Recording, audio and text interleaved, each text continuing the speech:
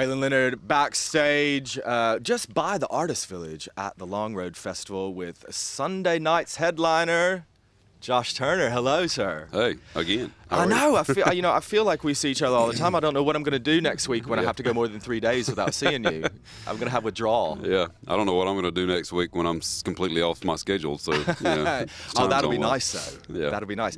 Thank you for getting the Denim on Denim memo. Yeah, absolutely. Yeah. We playing this. Absolutely. So the last time we spoke, you had just arrived. You hadn't had any shows in the UK at that point. Now you got a few under your belt. You're an old pro at playing these UK shows now. What's it been like?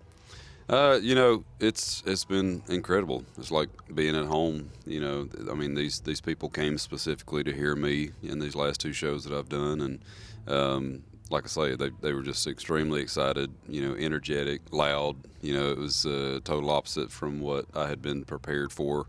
Were you prepared for people to be very kind of reserved and English about it? Yeah, that's what I had been prepped for and forewarned about. But I walked out, at Union Chapel before I even said a word into the mic, and people were, clapping and stomping and cheering and throwing babies in the air, and it was incredible. So as long as they weren't making any new babies during your set, then it'd be all right. Existing babies in the air, fine. New babies, not so much.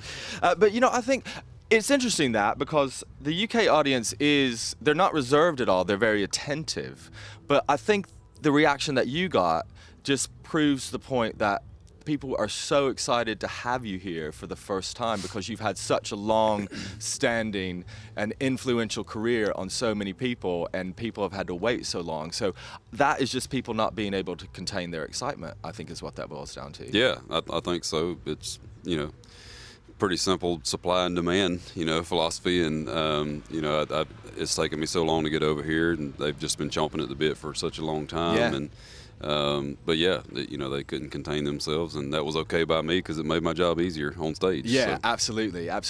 I would imagine that doing certainly the songs from I Serve a Savior. You couldn't do them in a more perfect setting than a church. Yeah. It's not even an old church. I mean, it is an old church, but it's still a church. Right. It is still used as a church, so that must bring a little something special and spiritual to it. It did, and it's a great sounding venue. No matter what we were singing, but yeah, it sounded great, felt great. The crowd was into it.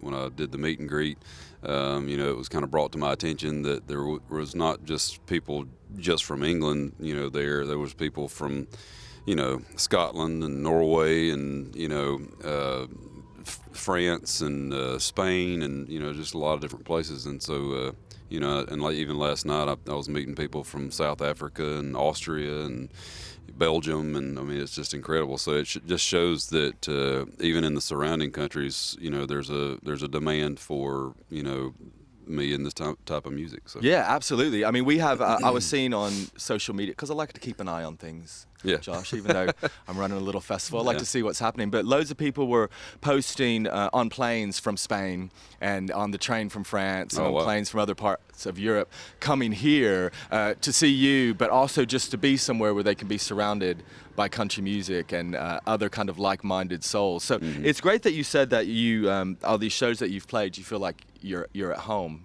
that it just feels like it's the same, not the same totally, but I guess the support and the vibe. Yeah, they just made me feel welcome, and just like I say, there was a lot of interaction at Union Chapel. Same with last night, and it was just real kind of just laid back and relaxed, and it's going to be a little different tonight because it's going to be full band. I'm not going to be doing nearly as much talking. It's going to be more about the music tonight. Yeah. So we're going to try to fit in, a few extra songs.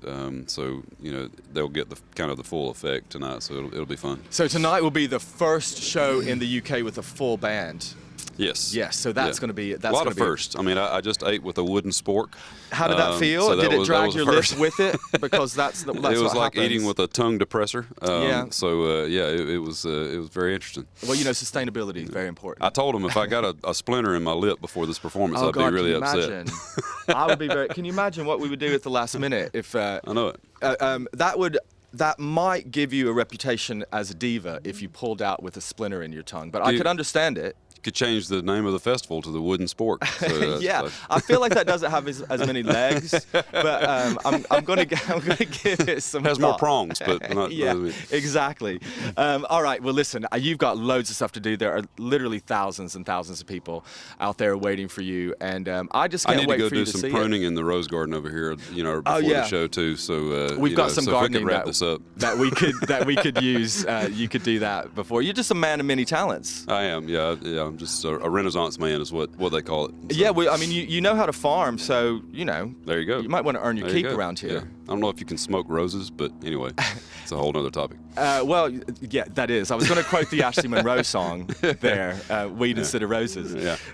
But yeah, I'm going to let you get to it because you've got stuff to do. The garden needs doing. Yeah. And It's been a good year for the roses. Yeah. Yeah, so. Josh Turner, Sunday night's headliner.